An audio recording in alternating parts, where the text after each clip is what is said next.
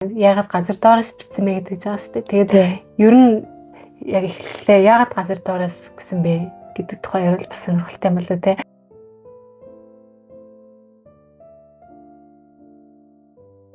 Сайн уу. Бид хоёрын энэ удаагийн дугаараараа Достоевскийн газар доороос бичсэн тэмдэглэл номыг сонгож сэтгэлдээ ярилцахаар шийдсэн байгаа. Достоевскийг яагаад сонгосон бэ гэхээр ерөнхийдөө хүмүүс маш хүнд зохиол бичдэг, зохиолын уншихад ойлгомжгүй байдаг гэж ярьдаг. Газар доороос бичсэн тэмдэглэл нь ялангуяа хүмүүс их шүүмжлэлтэй ханддаг юм билээ. Ойлгохгүй яагаад гол дүрний юм байгаа юм бэ гэдэг ч юм уу. Гэхдээ Достоевский бол миний хамгийн дуртай зохиолч юм аа. Бид хоёр тархан найрамд номын клуб гээд ажилладаг. Тэгээд өчтөр яг найрамд номын клуб дээр энэ газар доороос бичсэн тэмдэглэлийн тухай ярьсан. Тэгээд яг манай номын клуб дээр ярьсан номнуудыгаа ер нь ингэж бичлэг болгоод үлдээх зорилготойгоор яг уншаад ярилцаад дараа нь ингээд бичлэг болгож ер нь хадгалъя гэсэн эхний сэтлэр яг ийм номын подкаст гэж эхэлж байгаа. Ер нь яагаад энэ зохиолыг гоё гэдэг юм бэ? Та нар үнэндээ Достоевский мундаг гэд хаа болохоор л гоё гэд баг далтагнаад байгаа юм шүү гэд хэдлээ их ер нь ингээ уншаад явж байхад хүмүүсийн сэтгэлдлийг ч гэсэн сонсож байхад зөндөө олон хүн тийм сэтгэлдэлтэй байсан. Тэгтэл унссны дараа зөндөө олон сарын дараа ч гэсэн шинээр санаа орж ирээд өмнөх юу илээ гэж бодоод тийм баг сонгины хасыг хуулж байгаа юм шиг, байцааны давхарыг хуулж байгаа юм шиг тийм олон талаас нь ярих тийм маш мүлжүүртэй гайхалтай зохиолч гэж боддог.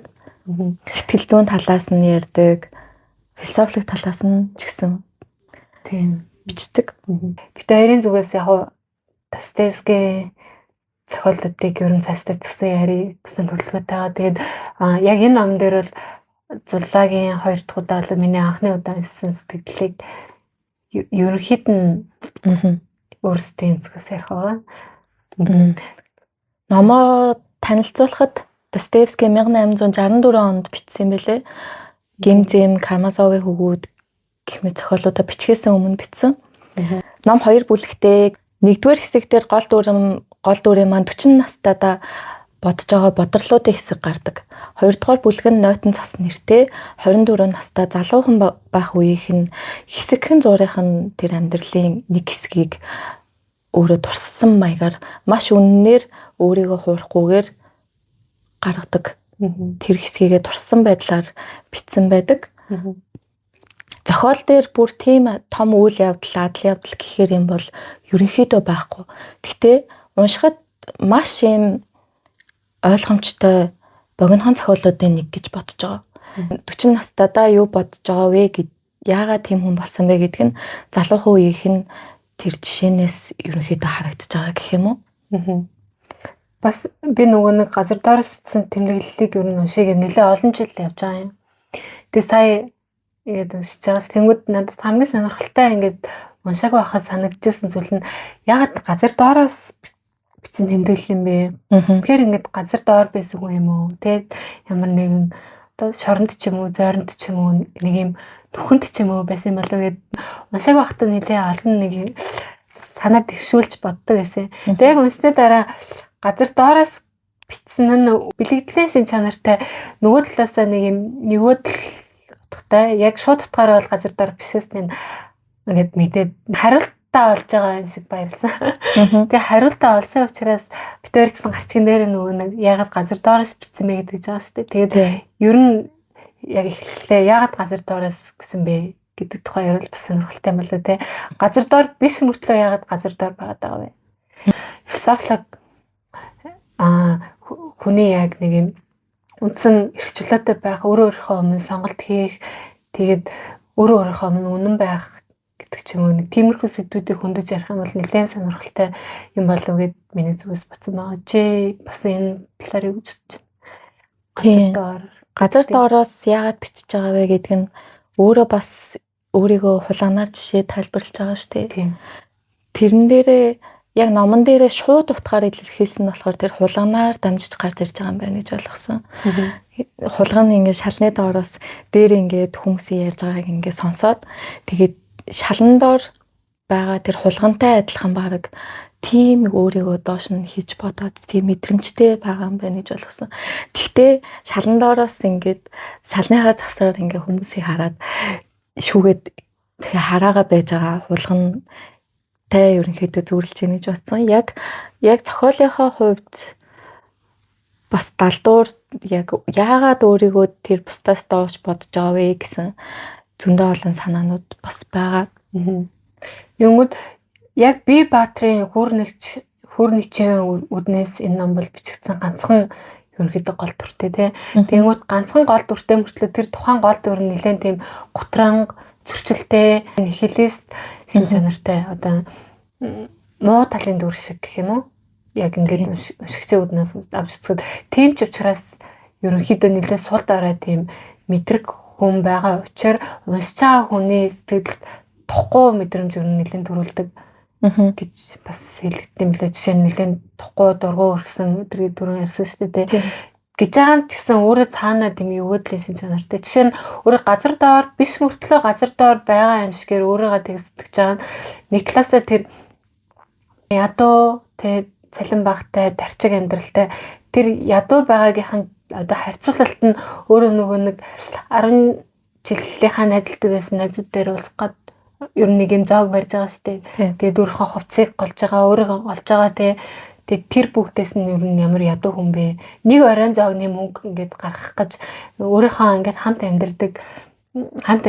Тэгээд өөрийнхөө тэр нэг юм зарц гэдэг. Тэгээд зарц гэж хэлж байгаа гэхээр нэг юм нэлээ одоо баян хүн шиг сонсогдож байгаа ч яг үнэндээ тийм биш. Тэр хүнийхээ ингээд 7 рублийн цалин өгөхийнхаа оронд нэг оройн зоогийг барих гээд ер нь явж байгаа тийм. Тэгээд тэр оройн зоогийн хэсэг дээр эдгээрээс ингээ харахад тэр хүн бол яг юм өөрийгөө тэр нийгмийн өмнө дорд үзэж байгаа тэр байдлаасаа болж ерөнхийдөө энэ хүмүүс намайг ер нь гიშгэлж байна гэдэг үнцгийг гаргаж ирж байгаагаараа өөрийгөө тэр доор байна гэж ер нь мэдэрж байгаа. Тэгээд бусдаас өөр байгаа, дорд байгаа нь тэр хүнийг ер нь нэг юм тэр символ нь ер нь газар доор. Тэнгүүд нөгөө талаасаа өөрөө тийм ажиглагчийн байр суурин дээр бас байгаа даа. Тэнгүүд ажиглалт бол үргэлжийн одоо нэг юм дээрээс бид штэ дээрээс ингээд ажиглаад дээрээс ингэж хардаг бол энэ зохиолын онцлог бол доороос нь ажиглаж байгаа. Тэгээд доороос нь ажиглаж байгаа тэр ядуу дарчиг байдал бусдаас ингээд одоо хамгийн эхний тэр эхлэлээр эхэлж байгаа. Би бол би мотай хүнгээр эхэлж байгаа штэ. Тэр эхлэл хэсэг бол бас нэлээд алдартай. Сул дараа байдлыг шууд одоо эхэлж байгаагаараа за би мотай хүн, би хорлонтой муухай хүн, би бас нүдэнд хөтөө хүн гэж ер нь эхэлдэг. Энэ манай зохиолын хамгийн алдартай хэсгүүдийн нэг гэж ер нь үздэг юм лээ. Нийгмийг сохроор дагаагүй тий бусдад аялдан дагалдаагүй гэдэг утгаараа өөртөө тийм эрхчлөөтэй. Тэр утгаараа тэр хүн нэгэнт тэр газар доор юм шиг доороос юм шиг хэрнээ ажиглаж гэн гэдэг утгаараа тэр хүн бол дээр тэр санааг гаргаж ирсэн болов. Ингээд өөрөө сонголтыг хийгээд өөрийнхөө тэр замыг өгөөд явхаар яалтчгүй ингэж юм тусгаарлагдсан ганцаардсан мэдрэмжийг туулдаг. Тэгээ тэр тууллыг гэсэн харуулж байгаа. Нөгөө талаасаа хүн өөрөө яг сонгосон зүйл дээр ганцаардахтай тэр тухайн бүлгийн өмнөөс ингээд одоо тулах тэр нийтээрээ зөв гэсэн юмны өмнө өөрийнхөө тэр үннийг ингэж ганцаараа ингэж зогсох бол нэлээд зөрчилтэй хийгээд хэцүү зам юм байна гэдгийг тэр тухайн дүрийн дотоод зөрчил хийгээд тэр нэг юм ганцаардлын зовлон шаналлаар харуулж байгаа юм болов гэж юу харж байгаа. Зохиол дээрээ ч гэсэн хүмүүсийг шууд болон шууд бус гэд англиад ярьж байгаа шүү дээ. Шууд хүмүүсийг ямар ч юмн дээр асуулт тавьдаггүй. Ямар нэг юм болонгууд за шудраг ёсын маань төрчлээ одоо хоёулаа буудалцсан гэл босч ирээд шууд ингээд бараг шууд л хариу үйлдэл хийхээс өөрөөр юу ч ингэж тунгааж бодохгүйгээр асуулт тавихгүйгээр эргэлзэхгүйгээр ингээ явж байгаа штэ. Тэгэнгүүт шууд бус хүнийг болохоор яг зохиол дээр угаасаа хүн гэхээс илүү баг хулгантай зүрлээд ах шиг лээ. Хулган нь болохоор ядаж л шудраг ёс гэж юу юм бэ гэдгийг асууна. Энэ шудраг ёс гэд ингээд нийгмээс өгсөн юм байгаа шүү дээ. Тэнгүү тэрийг ингээд шууд хүлээж аваад наа чин шудраг ёс биш вэ гэж шууд ойлгохоос илүү энэ нэрээ шудраг ёс биш юм уу юм уу гэдгийг бас тунгааж бодож байгаа яг тэр бодол нь бас нэгэн талаараа эрх чөлөөг авчирж байгаа гэх юм уу. Эн чинь юу үлээ гэж эргэлзэж байгаа тэр эргэлзээ бол баг эрх чөлөө гэж хэлж болохоор баг шиг байгаад байгаа.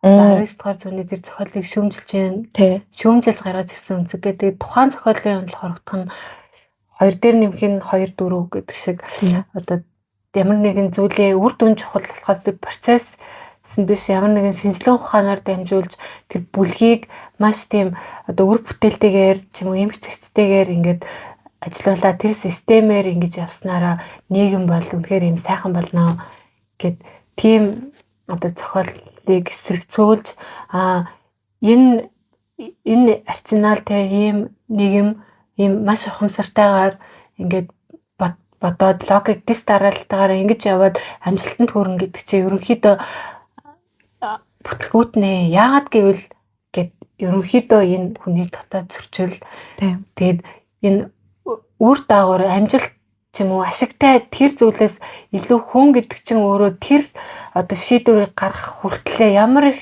одоо зөрчилддөг вэ? Ямар их юм зөрчилтэй замыг туулж эргэлзэж бүр тэр ашиг байтугай те өөрийнхөө тэр хүслийн төлөө юу ч хийхээс буцахгүй ямар ч ашиггүй зүйлийг хүртэл хийхээс буцахгүй шүү дээ. Гэт нэг тийм санаа гаргаж байгаа шүү дээ. Тийм. Ерөнхийдөө товчхон ярихад яг тэр 1860-аад оны үед нь позитивизм тэгээд утопи социализм гэсэн хоёр үзэл маш их дэлгэрж исэн байлээ. Тэр хоёр нь хүнийг ингээд шинжлэх ухаанчаар маш сайхан судалгаа хийгээд тэгээд төгөлдөр хуурын одоо товчлуур шиг сайхан ингээд өрөөд тэгээ хайчих юм бол кристалл харш бүр юм маш гоё юм харшид амьдарч байгаа юм шиг болно. Тэг хүний бүр дотоод хувийн асуудал болоод хувь бусад хүмүүнтэй харилцааны асуудал хүртэл маш гоё юм моралтай гоё шийдэгдэнэ гэд. Тэгээд за энэ хүнийг ингээ боловсралтай болгоод ингээд гоё рационалаар ярих юм бол хүн угаасаа л өөртөө гоё юм ийг л хүсэн штэ. Өөртөө айл ашигтай л сонголт хийнэ гэд. Тэнгүүт юу яриад байгаа юм бэ? Наа чин хүн чинь ёстой жинхэнэ дотроо зөрчилтэй бодолтой мэдрэмжтэй амтан байхад чинь энэ бүхнийг нь яагаад өгөөсгээд юм баг үлгэр юм яриад байгаа юм бэ гэж ойлгож байгаа юм. Ер нь гол санаа нь яг энэ шөмж одоо тий. Тэгээд хүний мэдрэмж гэдэг ямар юм нарийн төвхтэй асуудал вэ гэдгийг маш сайн ингэж олж хараад тэрийг тэгж буулгасан байгаа нь бүр гайхалтай байгаа юм. Тэгээд зохиолыг ингээ харахаар ямар ч талаас нь олж хараад зөндөө олон бодол хийж болохоор гэх юм уу. Тэрнээс шууд л чи нэг ингэж бод, тэрийг тэгж бод, гол дүрийг нь хайрл эсвэл үзээ яад гэсэн юм. Ерөөсөө тийм өгөгдөл байхгүй гэх юм уу. Тэрийгээрээ бас гайхалтай байгаа. Манай дооги гэд.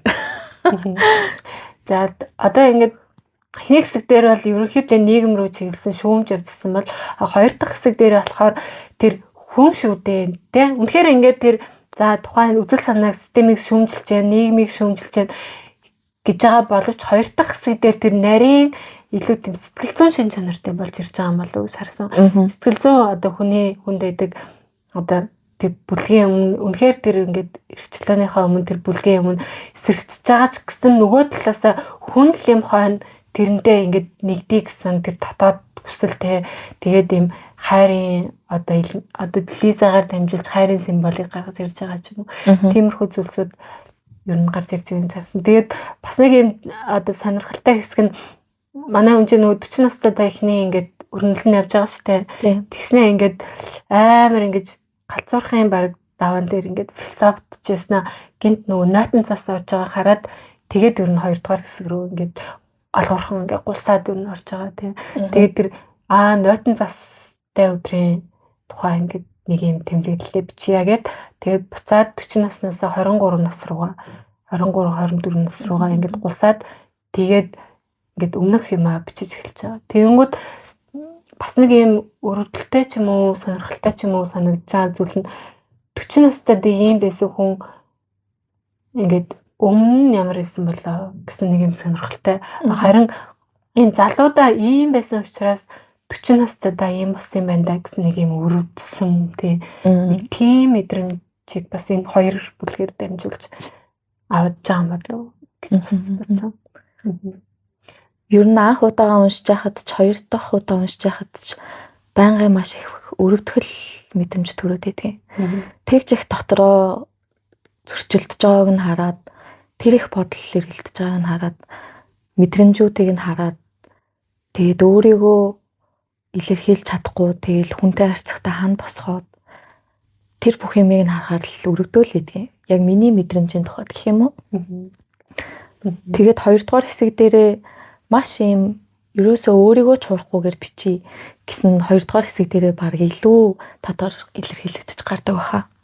Ядаж өөрийнхөө үнэн бай гэсэн туршилтыг хийж байгаа үр дүнд ер нь энэ зүйлээ 40 настай тэр нойтон цас орж байгаа өдөр 24 насныхаа тэр нэг нойтон цастай үеийн болсон үйл явдлыг ер нь харж бичиж байгаа тийм. Тэгэнгүүт тэн дээр ч нэг юм 2-3 үндсэн үйл явдлууд гарч байгаа шүү дээ. Нэг нь болохоор тэр нэг юм бага настай зөрчилтэй байсан ч юм уу одоо нэг юм бусдаас тусгаарлагдсан юм шиг хэрнээ тэр бусдадтай ингэж харьцах ч юм уу тэр нэг юм хүсэлээсээ болж ер нь очиж байгаа шүү дээ. Маш их зөрчилтэй байсан гочин найз дээр очиод найз ч биш дээ. Яг одоо ангийнхаа хүүхдүүдээс ганцхан баг харьцаад үлдсэн баг цорон ганц хүн байна. Тийм тэр хүн дээр очиод тэнд болж байгаа үйл явдал тэрний дараа өрнж байгаа Лиза гарч ирж байгаа үйл явдал болоод хошигнол маягийн нөгөө зарцынхын үйл явдал гараад тэгээд ерөнхийдөө энэ нотон зас гэд бүлэг дуусчаа. Эхний бүлэг дээр бол нэлээд нийгмийн шүмжлэлний төрөлсөн шүү дээ. Тэгмүүд тэр хоёр дахь бүлэг дээр болохоор бүр тийм дотоод сэтгэл зүйн асуудал. Жишээ нь манай хүүрний чинь зөв буруу тэр гэхээс илүү энүүгээр дамжуулж хүн тэр нэг юм хүн шүвдээ те дотроо ингээд нэг юм өрөвдсөн ойлгосон тэгээд тэр зөрчлөөс нь ингээд одоо зовсон тэр мэдрэмжийг авч байгаагаар нөгөө талаас хүн өөрийгөө ойлгож байгаа юм шиг. Тэрүүгээр дамжуулж бусдыг бас ингэж ойлгож байгаа юм шиг. Тэгэхээр Достоевскийн одоо энэ зохиолыг ингээд харахаар энүүгээрээ дамжуулж баг нэг юм сэтгэл зүйн боловсрал өгöd байгаа юм шиг. Тийм баха. Нэрээ хүнд бүр маш их тус болох байх гэж бодож байна. Жишээ нь яг өөрийгөө хүмүүс анзаарахгүй жишээ нь өөрийнхөө дотор зөрчил болж байгааг хүртэл хүлээн зөвшөөрөхгүй явж байлаа гэж бодсон шүү дээ. Би ч н одоо сайхан хүн, би ч одоо зөрчилддэггүй шүү дээ гэх юм уу. Тэгтэл яг энэ номон дээр гол дүрийн Баатрин ямар их зөрчилтэй байгаа, дотроо юу бодож байгаа. Тэгээд мэдрэмжүүд нь хүртэл маш нарийн гаргаж өгснөөрөө хүн тэнд дундаас өөрийгөө олж харах боломж маш их байна гэж ойлгосон. Өөрийгөө олж хараад тэгээд нэрээ би чинь юу илээ гэд өөрийгөө таних, өөрийгөө анзаарах талаар эхлэх ч юм уу тиймэрхүү эхлэл тавигдах бас давхар бусад би яг адилхан төрөний санааг нь л яриад байна. Гэхдээ яг бусад хүнийг хараад ямар сонингаар вэ? Энэ хүн яагаад ийм үйлдэл гаргаж байгаа юм бол би ер нь юу хийчвэ? Энэ хүн одоо над руу яагаад муухай харчваа гэж бодхоосоо гадна тэгээд шууд эхлээд бодогдсон ч гэсэн дараа нь хүн гэд хүний сэтгэл мэдрэмж маш юм нарийн зүйл байдаг учраас энэ хүний дотор юу ч болж иж магадгүй гэсэн бусад хүнийг ойлгох бас ойлголтгүй зүгээрсэн маягтай. Тийм яг төрөний санаа нь бол төрөнд бас төрөний төрөө ярьсанчлан нөгөө нэг юм шийдвэр гаргах хүртлээ нэг Азигээс Б-г хүртэл хүн яг юуг толдог вэ дотроо гэдгийг бол хинч мэдэхгүй байгаа шүү дээ. Гэхдээ ерөнхийдөө одоо эндээс ингээд ойлгоход бол асараа хэмээг туулаад эргэлзээд тэгээс шийдвэрээ гаргаад ингэдэг юм шиг тэр нэг юм мэдрэмж төрж байгаа байхгүй. Гэхдээ энэ нь өөрөө тэр нэг юм хүн үнэхээр өөрөө бодсон бол тийм үнэхээр хичлөөдөө сонгосон болж гэдэг юм уу. Эсвэл тэр нэг юм том бүлгийн өмнө эсэргүүцэл илэрхийлээд өөрийнхөө үнэн байгаа тохиолдол бас ингэ зовоод байгаа шүү дээ. Тэгээс огт бодохгүйгээр ч юм уу шууд ингэ шийдвэр гаргах юм бол ерөөхдөө амарч гисэн тэгснээрээ тэр яг өөрийнхөө өмнө тэр үн цэнтэй авах уу? Яг чи өөрөө бодсон юм уу гэдэг нэг асуулт бас тавьж байгаа юм шиг санагдчихсан. Тэгээд за хоёлаа нөгөө нэг бүр нарийн ярих юм бол за 3хан ч юм үйл явдалтай байгаа шүү дээ энэ дээр. Ерөнхий нэг юм үйл явдлууд. Тэгэнгүүт Зюровскигийн дүрээр тэр нэлийн амжилттай яваа тэр нэг юм хүний дүрийг тэр нийгэмдээ байр суурь эзэлсэн тий. Одоо нэг юм өндөр хэрэгэм зэрэгтэй амжилттай яваа тэр хүнийг бусад ингээд 10 жилийнхэн найзууд дагалтан баясаад яаж одоо нэг юм бэлтгэж яг тэдний хэлж байгаагаар бол ингээд сайн найзууд бид нар ингээд сайн найзуудаараа уулзах чинь ингээд уулзал яг ингээд семинарт очиход уулзалт зохион байгуулж идэгтэй ингээ манай хүн ингээд яаж болохоо бид нар гаргаж өгч нээлээ томилтоор хийж байгаа болохоор томилтоор бүр өөр газар томилогдоод бүр тэндээ ажиллаж амтрахаар бүр явж исэн баха. Тийм явж байгаа учраас бид нар гаргаж өгөөд нэлээд үнэтэй ресторанд ингээд хоол идэхээр тийг үнэ 7 рублгээд ярилцж байгаа хооронд нь мань хүн ингээд 3-7-21 рубль юм шүү гэд ингээд ярьж хахад нь 28 биш үү гэд нэг хэсэг гарч байгаа штэ. Тэрэн дээр бас нэг ийм хэсэг анзаарсан. Одоо мань хүмүүс бол нэлээд тийм мөнгөтэй, хөрөнгөтэй, тэгээд найз нөхдөдтэй, нийгэмд эзлэх байр суурьтай одоо яг гаднаас нь харахад бол дутагдаж гачигдах зүйлгүй байгаа штэ. Тэгэнгүүт одоо манай газар доороос бичиж байгаа тэр хүнийг ингээд хинч урайгүй байхад урлаггүй цочоо ирээд нилээ одоо гадуурхаж байгаа ч гэсэн яг тэр оройн зоо гэдэг шийдвэрийг яг тэр акшнд хинч урайгүй байхад өөрөө гаргаж байгаа гэдэг нь надад амар өргөтэй ч юм уу те. Ийм тим мэдрэмжийг бас төрүүлсэн. Тэгэнгүүт хинч ингээ урайгүй бүгдээрээ нүд үзүрлэж яхад би ч гэсэн явмаар байна гэдгээ ерөнхийдөө өөртөө шийдээд би тэдэртэй хамт өрнө явахаар болж байгаа. Тэгээ маргааш оройн ч юм уу очиод тэгээд бас л ингээл нүд үзүрлэгдээл тэгэл ер нь нэлээд тохгүй байдалтай байгаа шүү дээ. Тэгэл ядж хаад гадаад төрөх мөрөх байдлаа хувьд нэлээд ядуу тэг нөгөөдөлтэй харьцуулахад тэгээд хамгийн гол асуудал нь тэр хүмүүсийн ярьдаг зүйлс нь нөгөө л нэг бэлтгэгдсэн яриа хоосон инээд худлаа одоо хийрхэл те тийм зүйлсийг ингээд тэгсэж чадахгүй байгаа ч гэсэн өөртөө дутаад тэр зөрчилтэй одоо тэмцэлдэж тэгж байж захта явчих болох байсан ч гэсэн явахгүй гэдэг шийдвэрийг гаргаад нэг юм шийдвэрүүд гаргаж байгаа гэдэг нь амар тод харагдаад байсан. Одоо би ингээд шийдчихээ тэгээ шийдчихээ гэх юм шийдээд гэх юм уу. Тэнгүүд тэр нөгөө хүмүүс болохоор нэг талаасаа яг миний анзарч байгаагаар ямар ч өөрийн гэсэн нэг юм шийдвэргүйгээр ингээд нүдэ боцсон явж байгаатай бараг ялхаагүй ярьж байгаа юм ч харцаглагтаад нэг юм ярина. Тэгээд тэрийг ярихад хинч ингээд эсэргүүцгүйгээр ингээд би нэгаа хүлэн зөвшөөрнө. Би нэгаа ингээд дэмжин. Тэгсэн мөртлөө тэнд дотор ямар ч агуулга байхгүй те.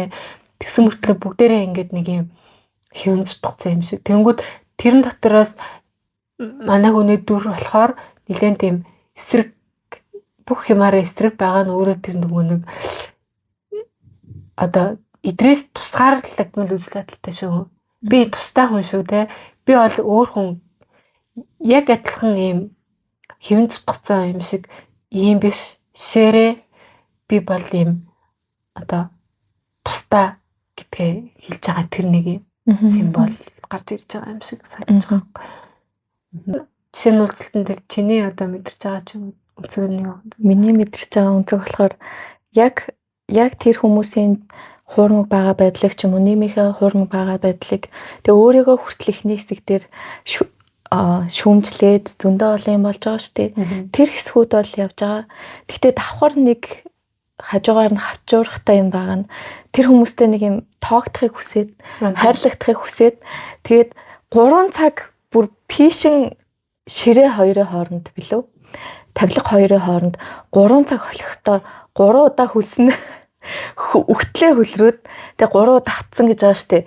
Тэр их тэгж наас цааш холихдоо юу юу ботсон бахав, тэр хүн яасан бахав гэдэг нь юу амар санагдаад байдгийг. Тэгээд тэгтээ тэр нэг энэ хэд одоо намайг дуудахгүй юм бах та. Тэгээд дуудах юм бол миний хичнээн ухаандаг хараад тэгээ намайг хайрландаа, тэрнэдээ, өмсөндөө гэдэг ч байгаа шүү дээ. Найзландаа. Тэгээд тэр хүний хичнээн өөрийнхөө үзэл бодолд үнэнч байгаа ч гэсэн яг бусдад хайрлагдах хэрэгцээ гэх юм, сэтгэл зүйн хэрэгцээ тэр л ер нь бас хүн байхынхаа хувьд хүнд маш чухал юм байна гэж надад бодогдоод байдیں۔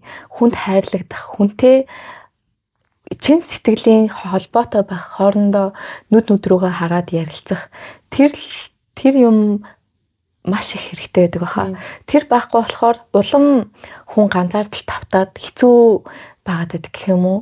Орчин үеийн нийгэмд жишээ нь бас одоо гол дүртэй маань яг төстэй өгөөг мэдгүй ч гэсэн илүү одоо өөрөө л ганцаараа бай, бусад хүнээс битээ хамаатай бай гэсэн ерөнхийдөө үзэл хамгийн их давмгаалж байгаа шүү дээ.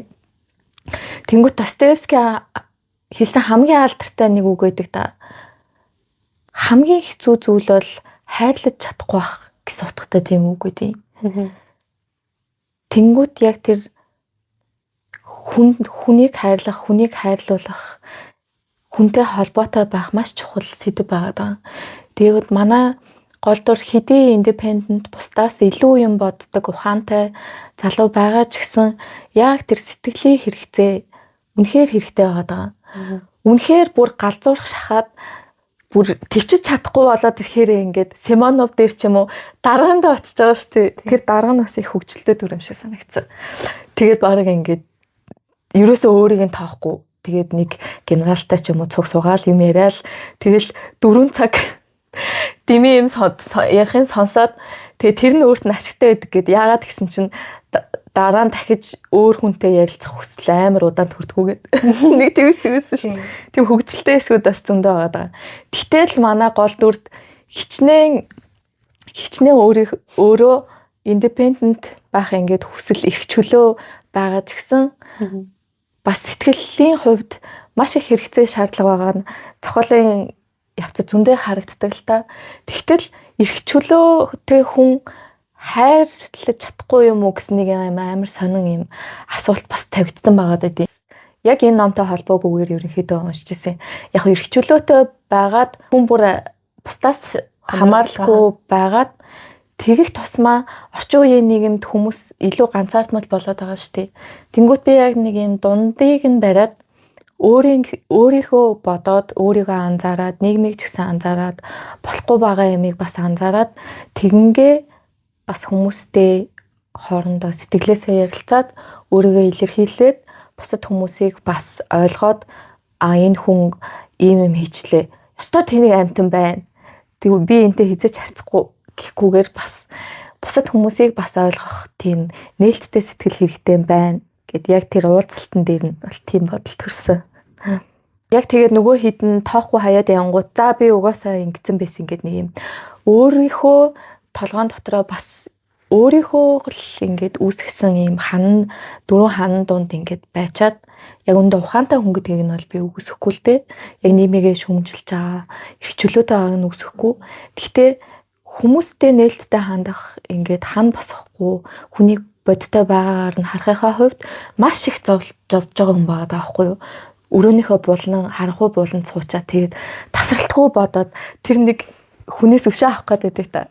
Тийм. Тэр өөрийг нь барьж аваад ингээ хажуу тийшээ тавьсан хүнийг өстой сайхан шүргэлцээд өнгөрнө ингээд өшөөгөө авах гэдэг та. Гэхдээ яг хуу тэгээ шүргэлцээл өнгөрнө. Тэгээ нөгөө хүн намайг хараана үз. Тэгэл бит хоёр тэрвэрлтэн гэд нэг юм аюу зөөлнөн ийм асуулт надад төрөд байгаа юм. Тэр нь болохоор за хүн ингээд олонхыг ч юм уу бүлгийг дагаад нэг талаасаа ганцаардахгүй те. Нөгөө талаасаа эрхчлөөг байгаа. Тэнгүүд тэр тухайн нийгэм нь өөрөө тэр бүлгийг дагах юм бол чи ганцаардахгүй, тэгэх юм бол чи ингээд нэр алдартай, тэгэх юм бол чи амжилттай байна гэдэг тарих угаалтыг ч юм уу тэр мессежийг өгж байгаа боловч нөгөө талаасаа тэр бүлгийг дагахгүйгээр яг өөрийнхөө ухаанаар бодоод өөрөө ийм эрхчлөөгөө сонгоод өөрийнхөөрөө явж байгаа тэр хүмүүсийг маш их ганцаардуулж байгаа.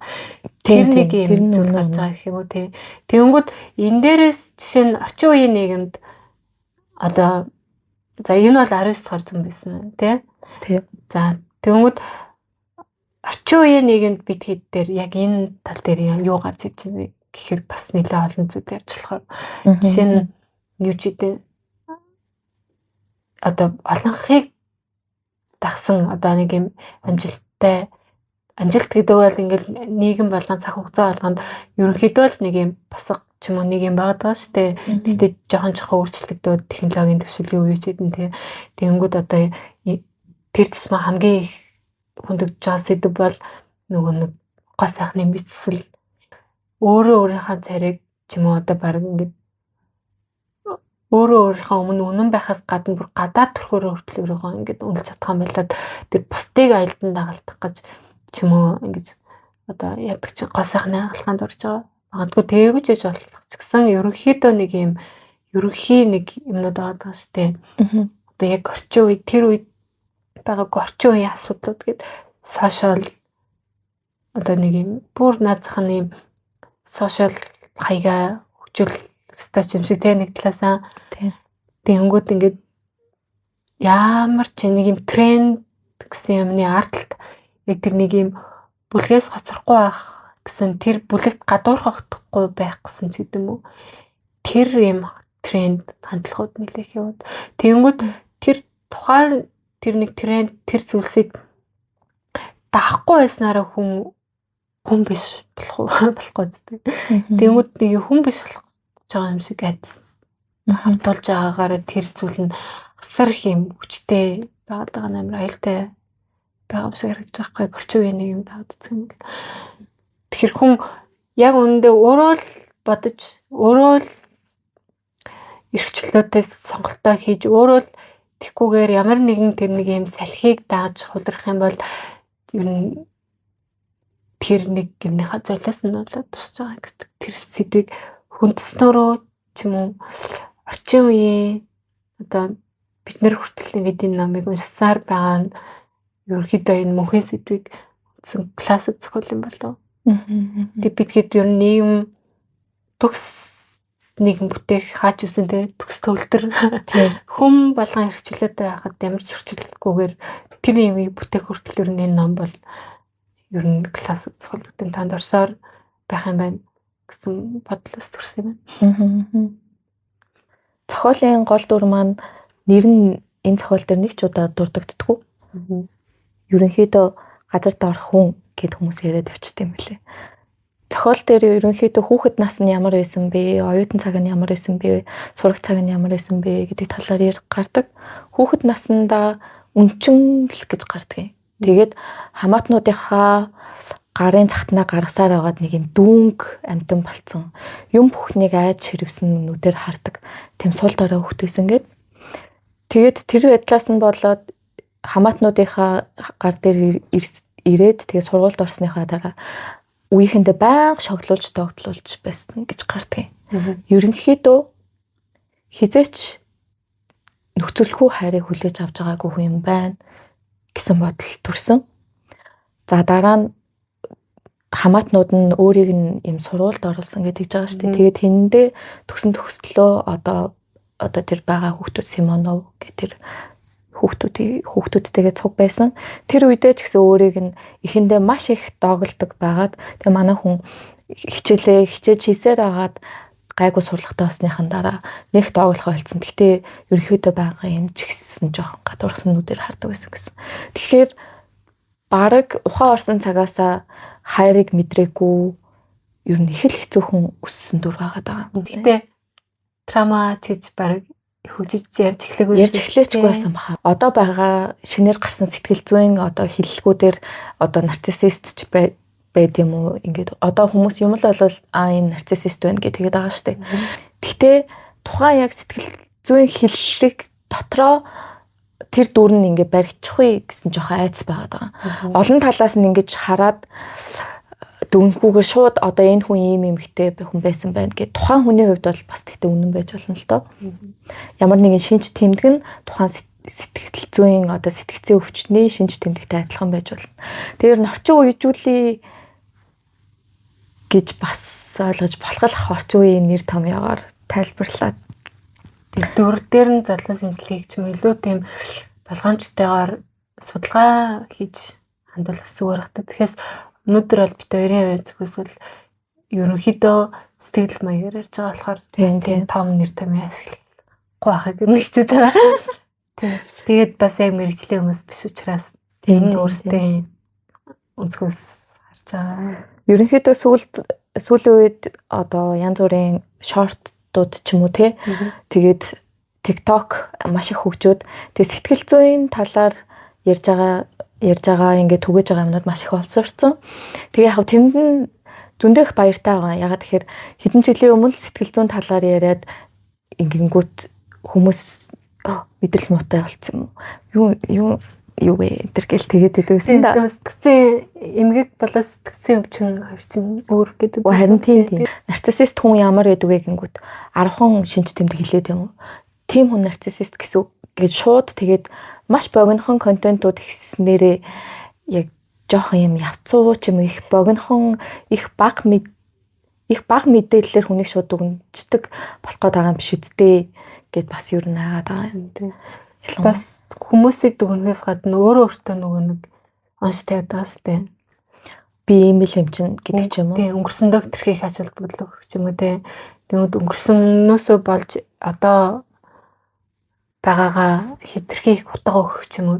Тэгснээрээ яг нэг талаасаа үнэхээр өнгөрсөндөө заваад өнгөрсөндөө утга өгж байгаа юм шиг хэрнээ нөгөө талаасаа тэр нэг юм өнгөрсөн одоо цагийнхаа энергийг зарцуулж тэгээд яг 100% үнэн биш одоо нэг юм юмар дамжуулж тэр нэг юм боломжоо ч юм уу энерги ингээд урсгаж байгаа нь нэг талаасаа тэрэндээ тэгээд ямар ч юм юугүйгээр хэрэгцээгүйгээр итгэчих юм бол нэлээд аюултай санагдаад байгаа юм. Тэгээд одоо хүн жишээ нь зүгээр л нэг юм ядарсан ч юм уу зүгээр л нэг юм талхсан байж болно шүү дээ. Тэгмүүд тэрийг ингээд тэтэрхий одоо олон жилийн өмнө болсон зүйлтэй холбож нэг аншлах тиймэрхүү юм нэгсээд байгаа гэж сонссон. Тэ холбоотой юм талаар ярих гэх юм бол өөртөө төстэй шинж тэмдгүүдийг олж харах боломжтой гэдгсэн шүү дээ. Жишээ нь тэр ямарваа нэгэн үйл явдлын дараа тухайн үйл явдлыг эргэж бодохдоо өөрийнхөө л ганцхан фильтрээр дамжуулаад тэгээ нөгөө хүн ингэсэн байсан байна, тэгсэн байсан байна гэд давс хужир нэмэл, дахиад хачир нэмэл зөндөө ингэ бодож байгаа шүү дээ. Тэр бодож байгаа нь яг 100% үнэн гэдэгт баг итгэцэн маягийн гэх юм уу? Өөрийгөө тэгж байгаагаа анзаарахад бас айгүй хэрэгтэй юм байна гэж ойлгосон. Гол дүрийн хүн маань хүртэл өөрөө хүлээн зөвшөөрж байгаа шүү дээ. Хүн би ингээд бас ингээд байдгаа гэсэн утгаар. Тэгээд бас өөрийгөө онгой болгохоос ичих бас хэдэг байж болно. Тэгээд билээгүй хүсэл эргэлзээ гэж тиймэрхүү юмнуудаа хүртэл өөрөө дотроо бас анзаараад тэгээд дотроо болж байгаа бодлуудаа хүртэл анзаарахад ер нь маш хэрэгтэй юм байна. Бараг тэднүүсийг нь бараг ингээд маш тодорхой ингээд бичсэн. Бүр маш нарийн бичсэн байгаа болохоор ийм юм байт юм байна. Хүний бодол ийм байт юм байна гэсэн ойлголт өгöd байгаа гэх юм уу. Нэг талаараа тэрийг тийм олон талтай байгаад болохоор нэг тийм мастер байгаад байгаа. Бүр тийм агуу гэх юм уу. Дотоод сэтгэл зүг шинжилж задлан шинжилгээг хийж байгаа нь ер нь нэлээд нарийн тэрийг ажиглаж мэдэрч ингэж гаргаж ирээд байгаа шүү дээ. Тэгээ нарийн тийм хүний сэтгэлийн бүр маш тийм нарийн төвхтэй асуудал тэр өөртөө хэрэлцэж байгаа бүр яхаа мэдгүй гарцгүй болсон байдал. Тэгээд өөрийнхөө толгоон дотор байгаа шорондоо өөрөө хоригдсон байгаад тэг ямар нэгэн тэр шоронгоосоо гарах асуудал гарангуут тэрийгээр тэр шорон доторх үзэл бодлоороо ингээд зөвтгөөдөг гэх юм уу. Тэгээд яг энэ зохиолыг уншиж байхдаа ийм 3 урлагийн бүтээл бас санаанд орсон юм. За. Эхнийх нь таксины жолооч гэдэг юу байгаа? Кино байгаа. Тэр кинон driver. Тий. тэр киноны маань гол дүр нь ерөнхийдөө яг энэ газар доороос бичсэн тэмдэглэлийн гол дүрийг яг гаргасан зохиол гэж бүр найруулагч нь ярьж исэн. Тэр нь бас яг тэр киног үзээрэй. Тэгээд бас Old Boy гэдэг нэг кино гэдэг да солонгосын Park Chan-wook-ийн Old Boy дээр гэхдээ тэр киноны манга Японы манга гэдэг яг Old Boy гэдэг нэртэй. Тэгээд солонгосынхаа Old Boy дээр болохоор бүр юм амар нарийн бүр маш юм том твист гэдэг та. Тэр маш том твистээс болоод одоо зохиолын бишээ киноны манд гол дүр яагаад хоригдсон гэж гардаг. Тэгтэл манган дээр болохоор жижигхэн юм байдаг байхгүй юу? Хүн уншихад жижигхэн юм шиг. Яд үгүй гэсэн чинь тэр Ода Альсу гэдэг дүр нь манган дээр хин гэдэг үлээ. Ямар ч байсан ангийнхан юм маш их доромжлуулж шогдлуулсан нэг юм хүү идэв. Тэгээд тэр хүүг ингээд дуулж яхад нь бусад хүүхдүүд ингээд шоолоод инээждэг байхгүй юу? Тэгээд тэр гол дүр нь болохоор ингээд тэр хүүхдийн ганцаардлыг ганцаараа олж хараад амар ганцаарцсан гэдгийг олж хараад тэгээ уйлдаг байхгүй. Тэгсэн чинь нөгөө хүүхэд тэр уйлж байгааг нь хараад ганцаардлаа бүр амар их нуугаад маш их хичээд хүүхдүүд чоглуулаад хэцүү байхад нь ганцаардлыг нь олж харсан тэр хүнийг амар хүзээд гэх юм уу. Бүр маш ихээр тэгээд тэгж үзээ ядснаасаа болоод насанд хүрээд амжилттай бизнесмен болсныхоо дараа гол дүрийг 10 жил хордог байхгүй. Ингээд дөрвөлжин өрөөнд дотор хинтэй ч харьцуулахгүй. Тэгээд яг кинон дээрээ ингээд л одоо хорсон байж тээ гэж ойлгодог. Энэ хүний амнаас л болсон юм байна гэл. Тэгтэл мангаг нь уншичаад хүмүүс зөндөө муулаад идэв. Өстой киног нь гоё. Кино нь баг гоё байна. Кино нь гоё л доо угаасаа. Кино нь илүү гоё байна, ойлгомжтой. Манган дээр ийм хэмнээс олоод 10 жил хортож байгаа маа арайчтэй гэдэг жаага штий. Тэгэхэд тэр нэг хүүхдийн бүр үнэн сэтгэлээсээ бүр угаасаа бүр хүн ямар хүн гэдгээсээ бүр ганцаардлыг нь олж харсан яг уйлсан хүнийг амар үзээ ядсан. Тэрнээсээ болоод 10 жил хорсон байгаа нь ингээд хүний сэтгэлийн ямар эмзэг нарийн мэдрэмж вэ гэдгийг юу н харуулад байдیں۔ Би болохоор мангаг нь юусаа голтгүй. Тэр нь болохоор 2024 онд Оскарын шагнал авсан Анора гэдэг кино. Тэрэн дээр тэр эмэгтэй байгаа байхгүй өөрийнхөө сул талыг юусаа харуулдаггүй. Тэр кино үзснээр бүр ингээл орилоо л ингээ гүгэддэг. Хүмүүсийг цогч зодоол орилол өөрийнхөө хичнээн хүчтэй гэдгийг баталж харуулах гал тэгэл амар их гүйснийхэн дараа төгсгөлд нь тэр эмэгтэйг бүр маш их юм ичгүүртэй байдалд оруулахар тийм үйл явдал болдог байхгүй. Тэр бүхний дараа ч гэсэн хамгаалтаа сулруулдаггүй гэх юм уу. Төгсгөлд нь болж байгаа үйл явдал дээр гэхдээ нэг удаа сулруулсан тохиолдол идэв. Гэхдээ тэрнээс өмнө тийм олон юм үзчихэд бусад кинонууд болохоор ингээд зохиолын гол дүр нь янз бүрийн зовлон туулаад эхэндээ амар муухай ууштай хүн байсан бол төгсгөлдөө ямар нэг юм ойлгол ингээд гоё төгсдөг дөө. Тэгэхэд Анора дээр яг тэр бүр эцсийн машин доторх мөч хүртэл ерөөсөө хамгаалтаа сулруулахгүй тийм байдаг байхгүй юу. Тэнгүүт энэ кинон дээр яг бодтой хүнийг жинхнэрээ дүрсэлснээрээ бүр Оскар авсан юм байна гэж утсан. Яг жинхнээсээ хүн бүр маш ийм эмзэг ингээд өөртөө хаалт тавьсан ингээд хан дотор байдаг юм оршихуй учраас хичнээн ч өөрт нь амар юм тохиолдсон тэр ингээд гүрийгээд ингээд бүр өөрийгөө тавихгүй хүчтэй царайлаад ингээд байгаад байгаа байхгүй юу. Тэгээд тэр гурав санаанд орсон. Тэгээд яг тэр бусад киноноос тис өөр байгаагаараа яг бодтой хүнийг харуулснараа зүгээр л нэг юм мелодраматик уйлж унжаал яг уйлж мөлн л та. Гэтэ би өөрчлөгдсөн гэл нэг юм гой мой тустаас тис өөрөөсөн болохоор ер нь санаанд орсон юм. За одоо түрүүн найзуудтай болсон үйл явдлыг нэрсэн. Дараа нь амьдралынх нь хамгийн гол үйл явдал гэж миний боддог Лизатай таарсан үйл явдлыг ярья. Лиза гарч ирээд тэгээд хичнээн ингээд хоёлаа ингээд уулзчаад анх удаага уулзчаад Лизаг ингээд амар их сургаал айлдал зарим талаараа доромжлоод ер нь жоохон гомдоохоор юм хэлж байгаа шүү дээ хинт сонссон. Гэтэл Лиза бас маш ухаантай дүрээр ерөнхийдөө энэ зохиолдлоор гарч ийн гэдээ ойлгодог. Манай гол дүрийн хэлсэн үг үйлдэлүүдэд нэг юм бас гаргаж байгаа хариултлууд нь ч гэсэн юм арай л өөр байгаа гэдэг юм аа. Бусад гол дүр одоо нөгөө гол дүртэй харьцаж байгаа бусад дүрүүдээс илүү гэх юм уу? Сонсдог тийм. Тийм. Тэгээд ямар ч байсан маш их зовсон хүн юм байна гэдгийг нь олж хардаг баха. Тэгээд өөрт нь хичнээн ингээд юу яаж байгаа ч гэсэн сургаалаа альдаад ингээд заагаад тэгээд хаягаа өгж байгаа шүү дээ. Тэгээд дараа нь гэрт нь очдөг тий. Гэхдээ манай тэр газар доорх хүний маш хэцүү үед нь очдөг таа. Бүр газар доорх хүний хувьд баг газар доорх үед дээр нь очдөг таа. Бараг тэр газар доорх хүний стандартын үед гэх юм уу. Тэр үед нь орж ирээд гайхшраад байж байгаа ч гэсэн яг тэр үед бүр маш их дормжлуулдаг та.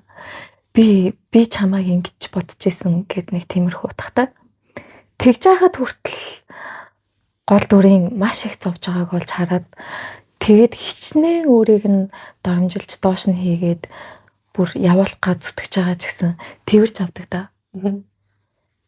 Бүр ямар ч юм маш их агуу хайраар гэх юм. Зүгээр л хүнээ хайрладаг тийм. Нөхцөлгүй тийм хайраар тэрж байгаа. Тийм хайраа өгөх гэж ирсэн хүний дүр гэх юм уу?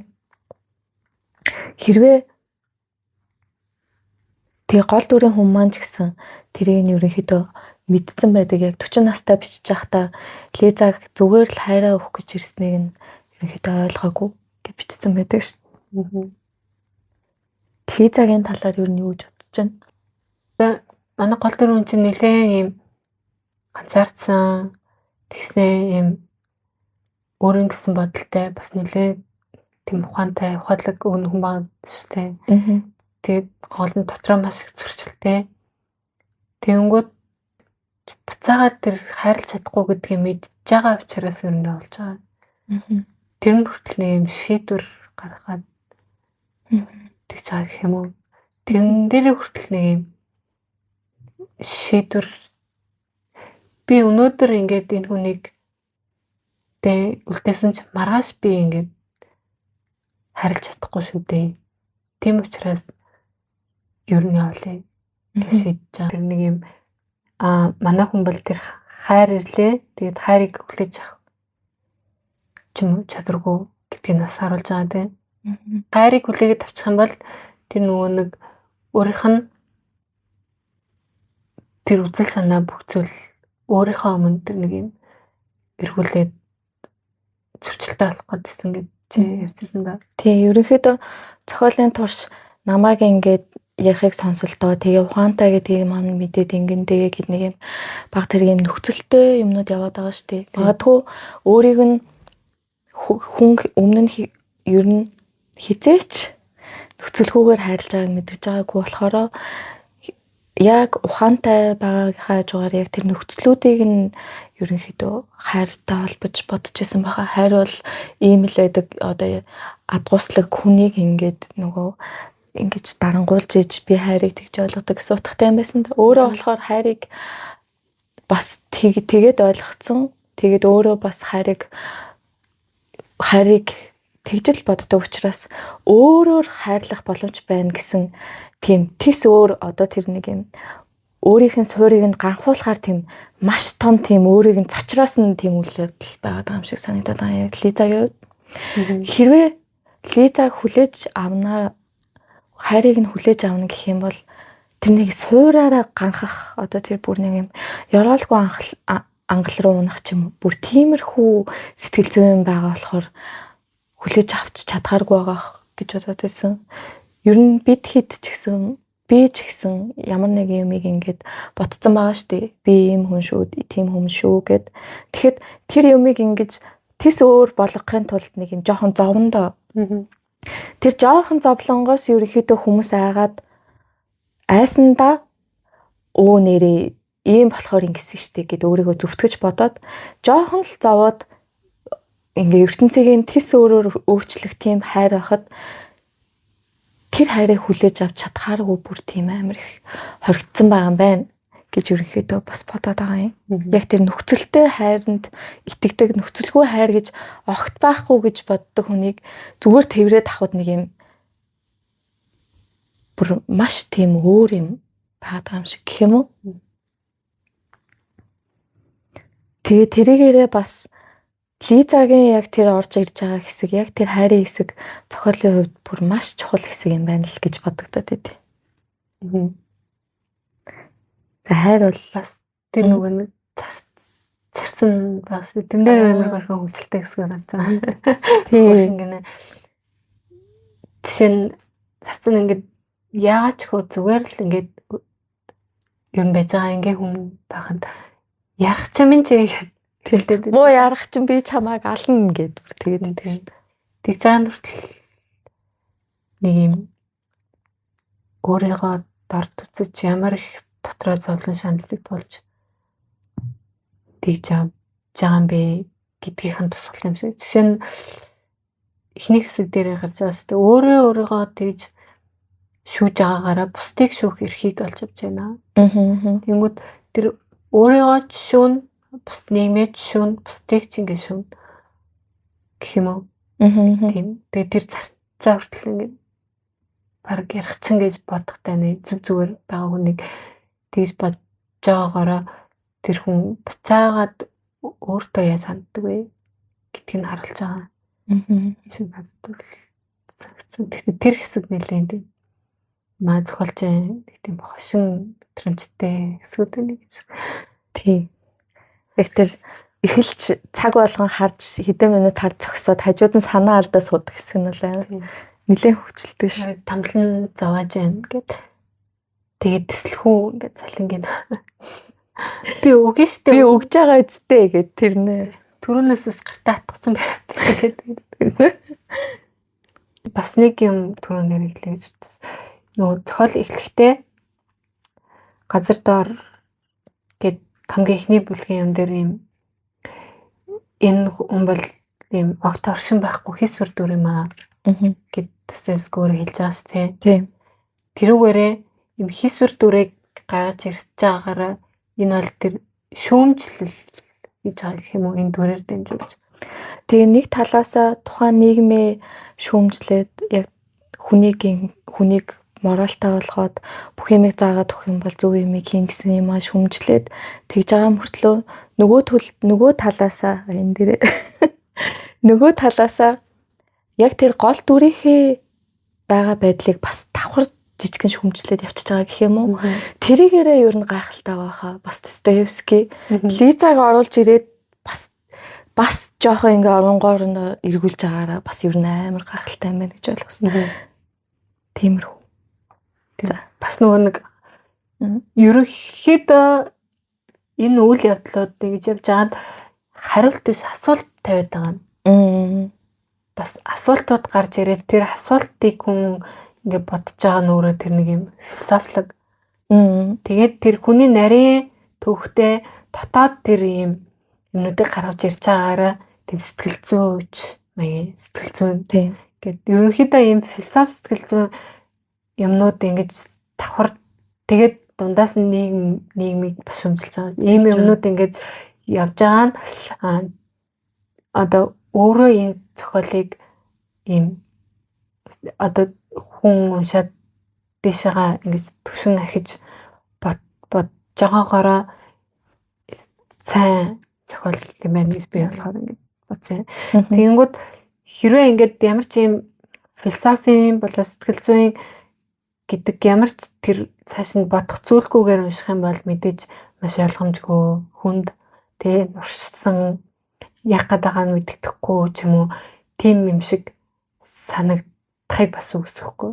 Энэ хүрээд яриагаа тусгая. За тэгээд ерөнхийдөө өөрөө хэрвээ унших юм бол бас зөндөө олон бас бит хоёрын ярьснаас ч өөр санаа бас орж ирж магадгүй тий. Тэгээд уншаад л байгаад шууд зохиолыг нь яг үнэхээр уншаад эхнээс нь дуусна унших юм бол шууд ингэдэг гэсэн ерөөсөө заасан юм байхгүй. Маш гоё бичигдсэн зохиол байгаа шүү. Өөр өөрсдийн хараа ер нь хүмүүс харах бах. Тэгээд бит хоёрын өнцөг бол юм байлаа. Тэгээд маш сонирхолтой, хамттай зохиол байсан Мгм. гэж харж байна. За. Эцэнд баярлалаа. Баярлалаа. Баяртай.